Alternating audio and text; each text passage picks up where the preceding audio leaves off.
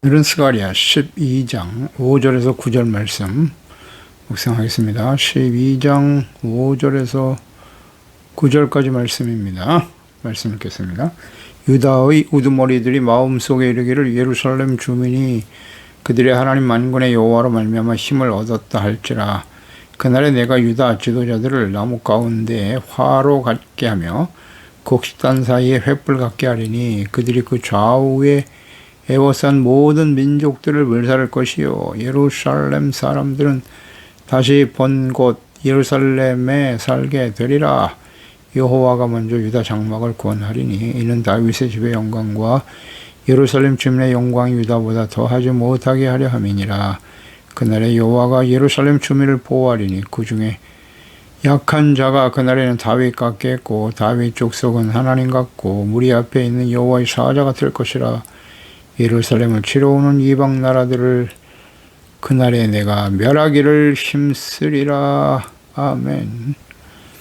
이스라엘의 구원과 영광이 되시는 하나님께서 하늘과 땅을 창조하시고 또 사람의 심령을 지으신 그 하나님이십니다.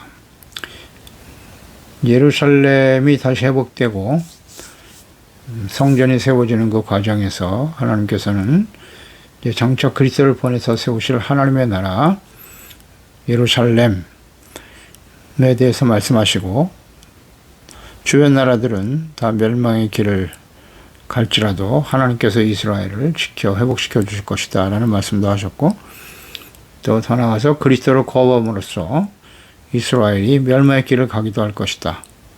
그러면서 그러나 하나님의 궁극적인 뜻은 예루살렘이 회복되는 거예요. 하나님의 나라가 회복되어 이스라엘을 하나님이 지키시고 구원하시고 승리하게 하실 것이다 라는 말씀을 하고 계시는 거예요. 이스라엘이 70년간 바벨론에서 멸망당하고 70년간 연단되어 포로 생활하다가 다시 돌아와서 예루살렘 회복되지만 또다시 주변 나라들에 의해서 침략을 당하게 될 것이고 또 하나님은 그리스도를 보내서 하나님의 나라를 세우실 것이다. 그리고 그 이스라엘이 그리스도를 버림으로써 또다시 멸망의 길을 갈 것이다. 이런 앞으로 장차 되어질 일들을 스가랴 선지자를 통해서 정확하게 예언하여 정리해 놓으셨네요.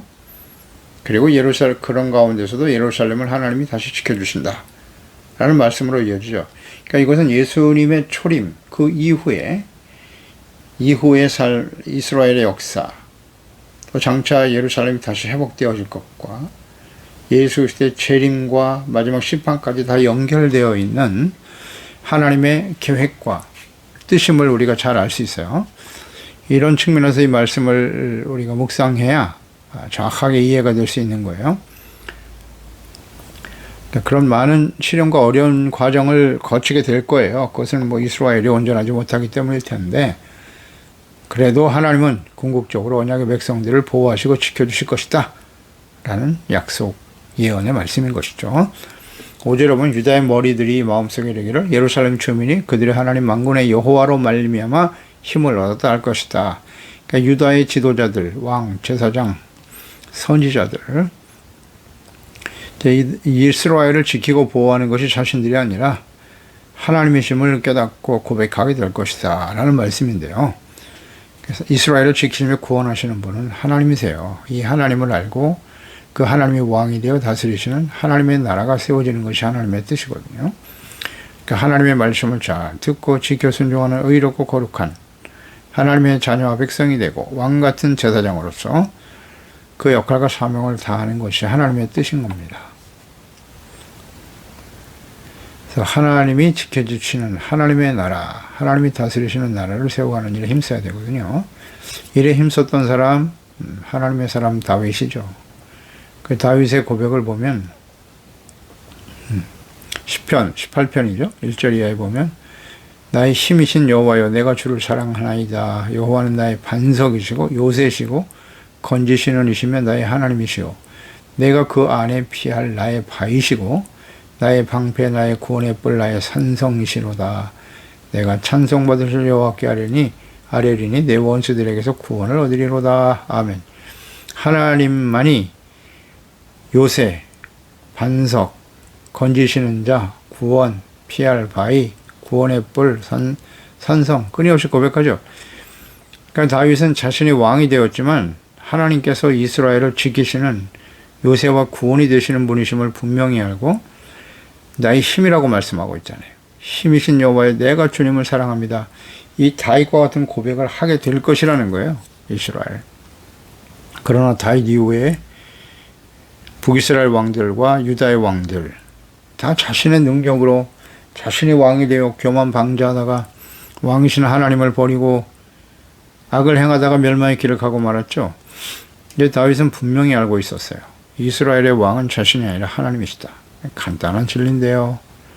그 이후의 모든 왕들은 자신이 왕이다. 하나님이 왕이신데 자신이 왕이 되어 자신의 생각과 뜻대로 모든 것을 할 수 있다고 여긴 거예요.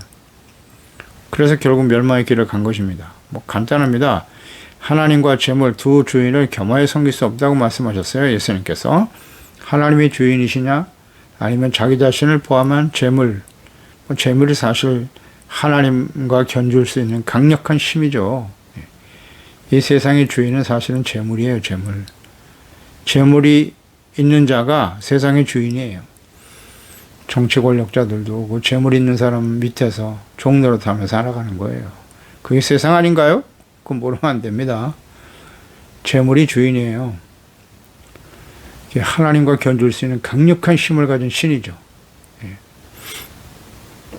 근데 다윗은 철저하게 나의 산성, 나의 구원, 나의 힘이요 능력이 되시는 분 하나님이시다. 그런 거로 나는 그 하나님을 사랑한다. 하나님을 사랑하는 자는 곧 그 뜻대로 순종하는 사람이지요. 그래서 이 다윗은 진짜 복 있는 사람이 누구냐? 하나님을 믿고 의지하는 자. 여호와를 의지하는 자는 복이 있도다. 복 있는 사람은 악인의 꾀를 도모하지 않는다. 죄인의 길에 서지 않고 절대 교만하고 오만한 자리에 앉지 않는다는 거예요. 그래서 여호와의 율법을 즐거워하여 주야로 묵상하는 자가 되는 거예요. 이런 분명한 진리를 깨닫고 있었잖아요. 다윗이요. 근데 이런 역사가 이제 회복될 것이다. 이와 같이 자신의 능력이 아닌 하나님께서 우리의 구원이 되심을 알게 될 것이다. 6절에 그날의 유다의 지도자들이 나무 가운데 화로 같게 할 것이고 곡식단 사이에 횃불 이스라엘을 공격하는 모든 민족들을 불살할 것이다. 이렇게 말씀하셨고 그 이후에 예루살렘에 그들이 거주하게 될 것이다. 이런 말씀도 하셨어요. 이것은 예수 그리스도를 버리고 2000년 동안 나라가 없이 난민 신세로 살던 이스라엘이 다시 돌아오게 될 것이다 라는 예언의 말씀과 연결이 되는 거예요. 그렇게 이해하는 것이 맞습니다. 그리고 예루살렘 백성들이 예루살렘에 다시 거주하게 될 것이다. 그러니까 이스라엘이 곡식단 사이에 횃불이고 나무 가운데 화로 같게 할 것이다. 그래서 모든 민족을 불살할 것이다. 이런 표현을 썼어요. 불사른다. 이스라엘 중심으로 해서 주변 나라들이 다 불타버릴 것이다. 라는 말씀 아닌가요?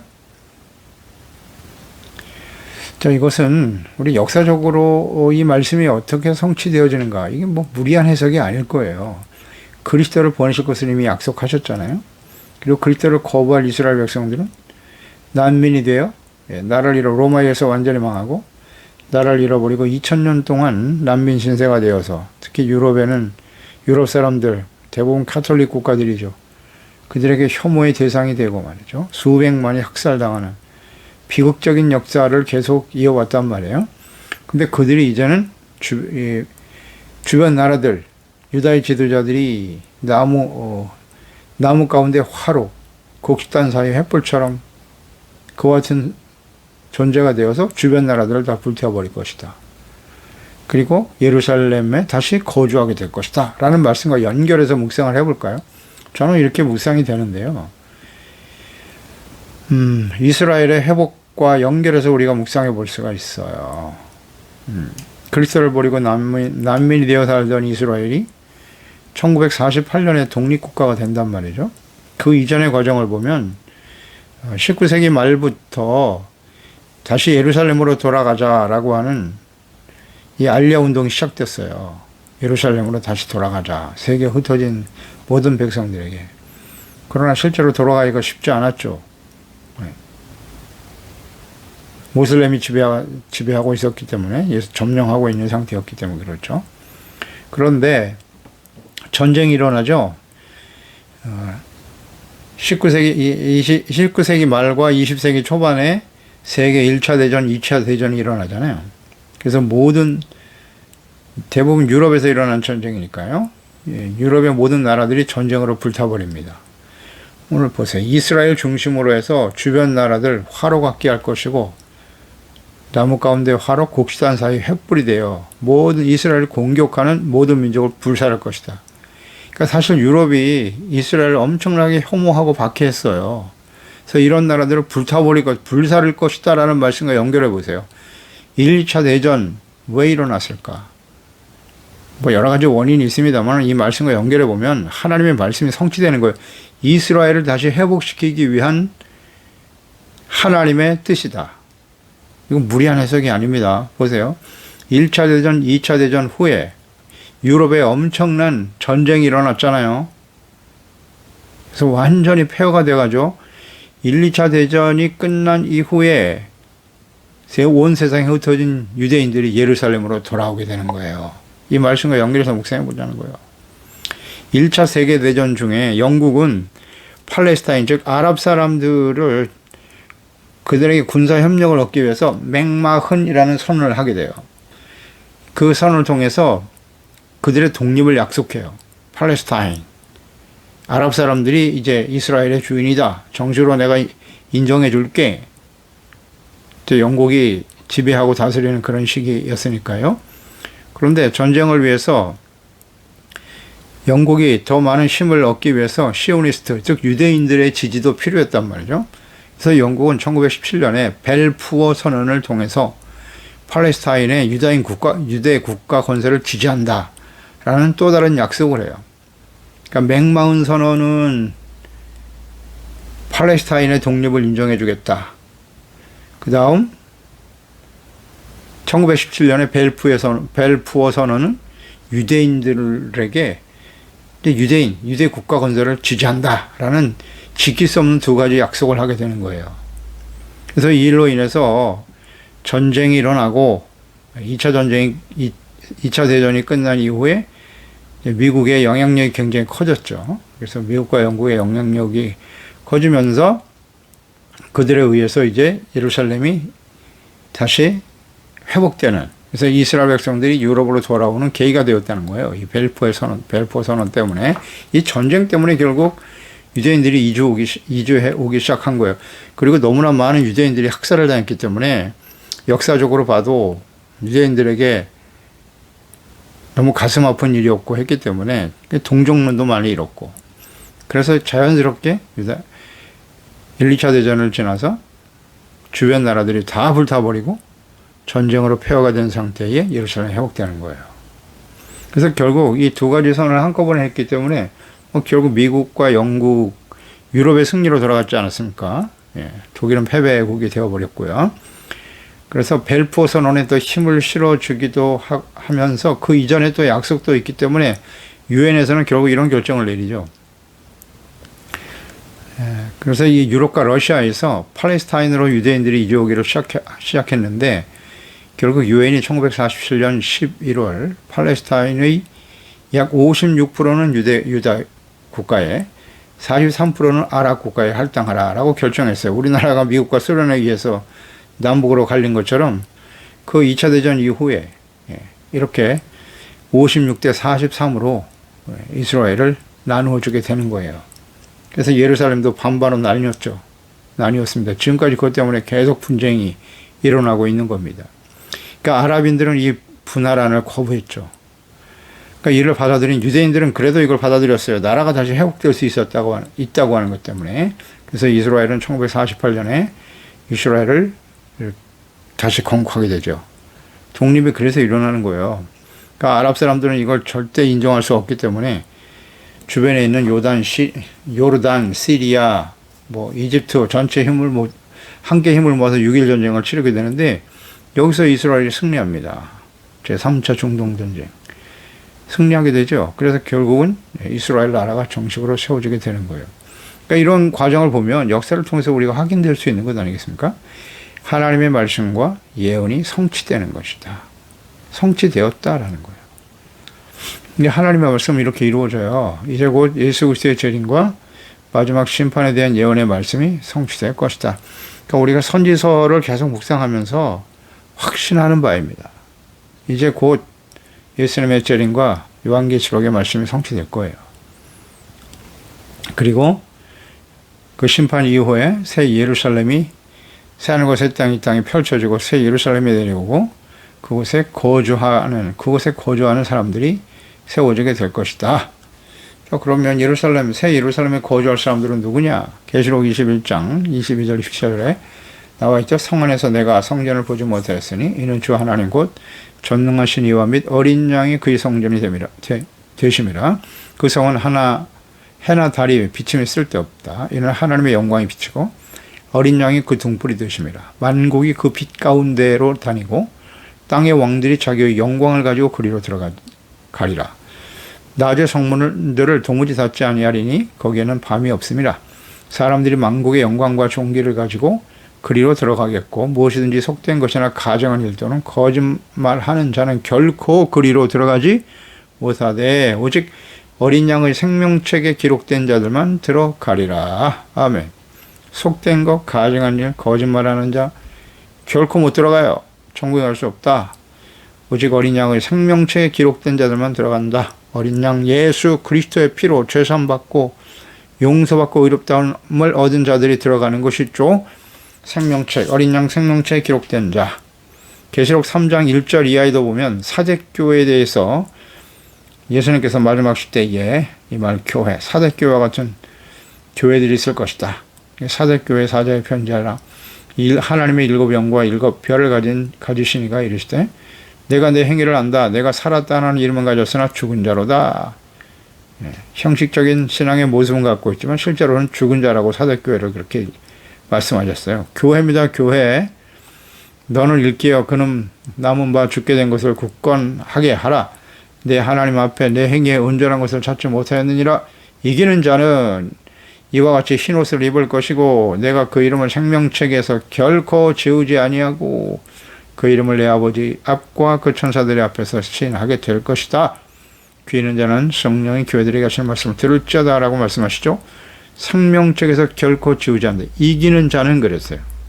흰옷을 입을 것이고 이기는 자는 그 이름을 생명책에서 지우지 않는다. 이기는 자가 이게 핵심이란 말이에요. 이기는 자. 죄와 사망을 이기고 배후의 역사는 악한 원수 마귀를 이기고 어린 양 예수 그리스도의 보혈로 죄사함받고 씻음받고 용서받아 의와 거룩함과 진실함으로 죽은 자다 그랬잖아요. 죽은 자. 모양은 있으나 죽은 자와 같도다. 이것을 우리는 잘 생각해야 합니다. 이기는 자는 어떤 사람인가? 하나님의 말씀을 듣고 잘 지켜 순종하며 하나님의 전신갑주로 무장하고 말씀과 기도로 깨어 있어 악한 원수 마귀를 이기고 승리하는 사람들이겠죠. 그렇게 이기는 자가 들어가는 거예요. 7절에 여호와가 먼저 유다 장막을 구원하리니 이는 다윗의 집이 영광과 예루살렘 주민의 영광이 유다보다 더하지 못하게 하려 함이니라. 유다의 장막을 구원하시는 하나님이신데 장차 회복될 이스라엘이 다윗의 집의 영광, 예루살렘의 주님의 영광보다 더 영광스러우실 것이다. 그러니까 먼저는 예수를 보내셔서 세우실 하나님의 나라의 영광에 대해서 말씀하신 거고요. 이것은 예루살렘뿐만 아니라 온 세계에 복음이 전파됨으로써 이루어질 하나님의 나라의 영광이죠. 세워질 하나님의 나라의 영광에 대해서 말씀하신 거예요. 이것은 다윗이 가졌던 영광과는 비교가 안 되죠. 온 세계에 복음이 전파되고 세워질 하나님의 나라에 대해서 말씀하고 계시는 것이기 때문이에요. 그리고 장차 회복되어질 이스라엘의 영광이 그 이전의 다윗의 영광보다 클 것이다 라는 말씀인데요. 자, 이 말씀도 우리가 역사적으로 현실적으로 좀 이렇게 적용시켜 보면 이렇습니다. 이스라엘이 지금 1948년에 독립된 이후에 이스라엘의 위치가 어느 정도인가 잘 생각해 보세요. 정치 경제적으로 오늘날 세계 정치와 경제의 중심이 되고 있는 것이 이스라엘이 아닐까요? 이스라엘이 실질적으로 중심이 되어 있어요. 세계 1차 대전, 2차 대전이 끝나고 예루살렘이 회복됐죠. 굉장한 영향력입니다. 이스라엘이 회복된 이후에 중동의 갈등의 핵심이 되기도 했고요. 그러니까 우리가 지난 시간 살펴보았듯이 지금 이스라엘이 20세기 들어서 엄청난 에너지 자원이 개발됐죠. 유전 탐사를 통해서 엄청난 양의 유전이 발견됨으로써, 천연가스와 유전이 발견됨으로써 경제적인 부를 얻어가게 되고, 유럽도 이제 유럽 전체가 결국은 이 에너지 때문에 이스라엘의 눈치를 볼 수밖에 없는 그런 상황으로 지금 흘러가고 있다는 사실이에요. 이번 러시아와 우크라이나 전쟁을 계기로 해서 이스라엘의 힘이 더욱더 강화되는 그런 현상을 우리가 보게 됩니다. 그리고 실질적으로 2022년 IMF에서 발표한 통계를 보면, 상반기 중에 통계를 보니까 1인당 GDP 순위가 나와 있네요. 여전히 룩셈부르크 이런 나라가 1위를 계속 달리고 있는데, 미국이 8위입니다. 8위. 76,000달러로 8위고요. 이스라엘이 54,000달러로 15위입니다. 이스라엘. GDP 순위가. 이스라엘이 독일보다 더 위에 있어요. 독일은 51,000달러로 19위입니다. 독일이 유대인들을 학살하고 유럽의 나라들이 말이죠. 이스라엘을 얼마나 박해하고 혐오의 대상으로 여겼습니까? 유럽을 대표하는 독일도 이스라엘보다 그 GDP 순위에서 밀리고 있어요. 일본이 26위입니다. 우리 대한민국이 35,000달러로 29위입니다. 그러니 이스라엘의 위치가 얼마나 대단한가 하는 것을 우리가 생각하게 되고요. 대부분의 유대인들이 이 세상에 지대한 영향을 미치고 있어요. 노벨상을 가장 많이 받은 사람이 유대인입니다. 유대인. 이런 것으로도 우리가 확인할 수 있는 바고요. 그만큼 하나님께서 이 마지막 때에 이스라엘의 영향력이 대단히 크다. 그러니까 이스라엘이 중심이 되어서 이제 마지막 전쟁을 향해서 달려가는 이런 일들이 벌어지게 될 것이다. 그렇게 될 거예요. 요한계시록에 나와 있는 심판이 이제 전쟁이지 않습니까? 전쟁, 불. 지금 상황을 보면 미국, 이스라엘, 유럽 서방국들이 서로 힘을 합치게 되고요. 그 다음에 이제 이란을 중심으로 해서 중동 중에서도 이제 시아파와 수니파로 나뉘게 되는데, 수니파는 대부분 친서방 국가들이라고 봐야죠. 수니파의 저장이 되는 곳이 이제 사우디아라비아인데, 사우디아라비아를 중심으로 해서 카타르라든지 아랍에미레이트 이런 나라들 이제 수니파 친미 성향의 나라들이고, 수니파는 이제 이란을 중심으로 해서 이란과 사우디아라비아, 결코 이제 하나 될 수 없죠. 이제 이렇게 세력이 이렇게 나뉘게 되는 거예요. 그런데 이런 이란을 중심으로 한 시아파를 중심으로 한 중동, 이것이 이제 러시아와 중국이 세력화되는 거예요. 그래서 전쟁을 치르게 되는 건데, 지금 상황이 그렇게 흘러가고 있죠. 미국이 중국을 견제하기 시작했고, 러시아 역시 서방 세력에 대적해서 일어나고 있다는 전쟁을 일으켰단 말이죠. 그래서 결정적으로 이제 중동과 러시아와 중국이 세력화되는 거예요. 힘을 합쳐서 미국, 이스라엘, 유럽 서방국들이 전쟁을 하게 되는 거예요. 이건 진짜 에너지가 될지, 경제적인 이유가 굉장히 이제 크게 작용하게 되겠죠.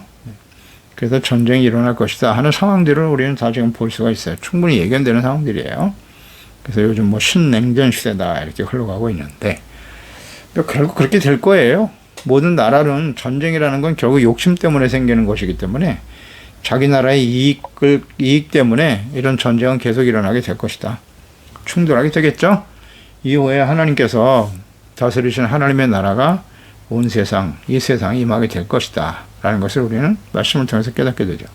8절에 보면 그날에 여호와가 예루살렘 주민을 보호할 것이다. 그 중에 약한 자가 그날엔 다윗 같겠고, 다윗 족속은 하나님 같고, 무리 앞에 있는 여호와의 사자 같게 될 것이다. 이스라엘의 영향력이 이렇게 커진다는 거예요. 그래서 하나님께서 언약의 백성 이스라엘의 왕이 되어 다스리심으로써 다윗의 때보다 더 영광스러운 나라가 되게 하실 것이다. 이것은 이제 예수 그리스도 왕이신 그리스도를 보내서 세우실 하나님의 나라죠.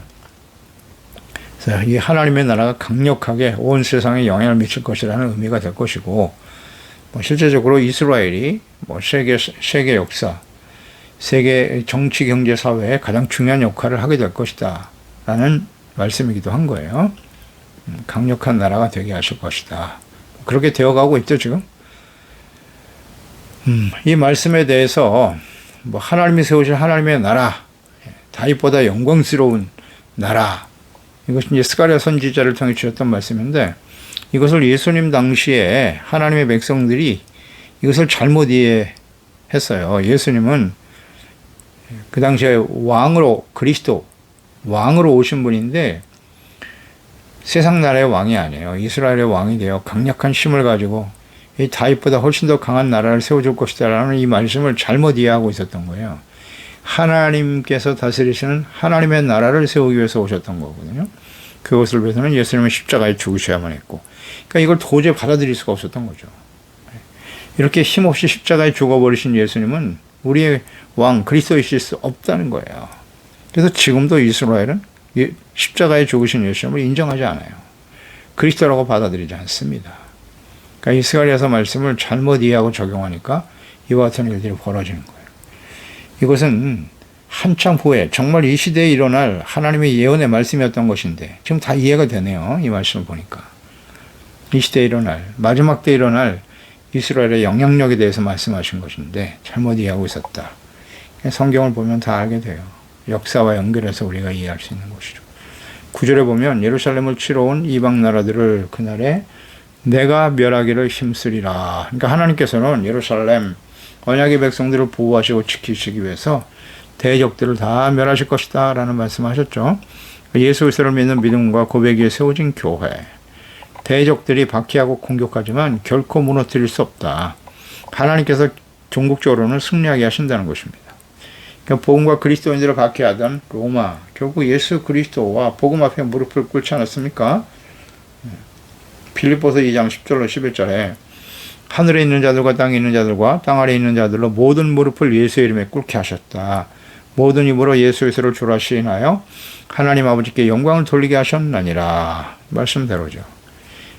그리고 더 나아가서 복음을 대적하고 박해하고 거부하던 이 악한 세상의 모든 권세자들, 권력자들, 세력들, 교만한 바벨론 결국 다 무너집니다. 무너져 왔지 않습니까?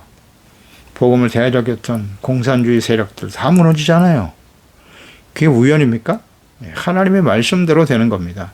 복음을 거부하고 대적하는 자들은 하나님이 다 정리해 주세요. 무너져요, 교만한 자는.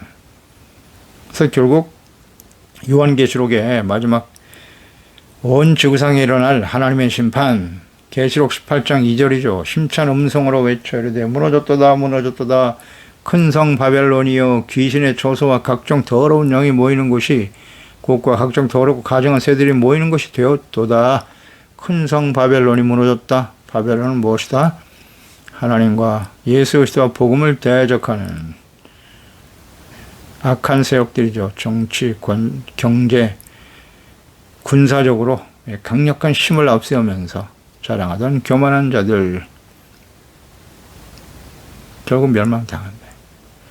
그래서 우리는 예수 그리스도를 믿고 구원받아 하나님의 자녀가 되었어요. 또 이 약한 하나님이 없는 강력한 힘을 가진 자들에게 심각한 유혹을 받고 있는 것도 사실이고 하나님 편에 설 것인가? 재물과 세속적인 힘을 의지하며 살아갈 것인가? 둘 중에 하나예요. 어떤 선택을 해야 할 것인가? 둘 다 섬길 수는 없다고 했어요. 두 주인을 겸하여 섬길 수 없다고 했습니다. 결정을 해야 돼요. 그래서 하나님을, 하나님의 말씀을, 예수 그리스도를, 주님의 복음을 위해서 우리의 삶을 온전히 결단하고 의와 거룩함과 진실한 빛의 자녀로 살아가는 일에 힘써야 할 것입니다. 기도하겠습니다. 하나님 아버지 감사합니다. 우리도 주의 말씀을 통해서 하나님이 스가랴 선지자를 통해서 예언하신 이 모든 말씀들이 장차 그리스도를 보내서 이루실 하나님의 나라, 그 이후에 그들이 그리스도를 거부함으로써 또다시 멸망의 길을 갈 수밖에 없을 것까지도 말씀하셨고, 그러나 하나님은 유다와 예루살렘 언약의 백성 이스라엘을 다시 회복시켜 강하게 하실 것이다. 이 모든 스가랴의 말씀들을 보니까 역사 전체가 다 들어있네요. 하나님은 어제나 오늘나 영원토록 동일하신 분이고 인간 인류 역사의 주인이세요. 과거, 현재, 미래 전체를 보시고 인도하시는 하나님이십니다. 그 말씀을 우리가 이 시대에 모든 역사를 중심으로 해서 이 말씀을 대하고 보니까 하나님의 뜻이 어떠하신지 정확하게 알 수 있겠네요. 말씀대로 2000년 동안 나라가 없이 유리 방황하던 이스라엘이 다시 회복되었죠. 그러나 그 작은 나라지만 그 어떤 누구도 이 세상 어떤 누구도 이스라엘을 함부로 대할 수 없어요. 강력한 힘을 가진 나라가 되어버렸죠. 역사의 중심이 되어버렸네요. 이스라엘 독립을 위해서 1, 2차 세계 1차, 2차 대전 유럽 전체가 불바다가 되고 말았잖아요. 이런 것들이 우연한 일이 아니구나. 오늘 성경 말씀이 그대로 다 예언되어 있었네요. 이 말씀대로 이루어졌고 이제 장차 예수 그리스도가 이 땅에 다시 재림하실 것이고 마지막 복음과 예수 그리스도를 거부한 이스라엘을 대적했던 세력들이 멸망의 길을 가게 될 것이고 하나님의 새로운 하나님이 다스리시는 하나님의 나라가 새 예루살렘이 이 땅에 펼쳐질 것이다. 주님의 말씀을 우리가 잘 이해하고 이 약하고 폐역한 세대를 살아가면서 시대를 살아가면서 우리 이 말씀을 듣고 있는 우리 소중한 지체와 가족들 자녀들만큼이라도 예수 그리스도 안에서 진리의 말씀 하나님의 성령의 인도하심을 따라 하나님의 세우신 하나님의 나라를 견고하게 세워가는 일 의롭고 거룩한 진실한 하나님의 자녀로 세워져가는 일에 힘쓰는 우리 모두가 될 수 있도록 도와주세요. 예수님의 이름으로 기도드립나이다. 아멘.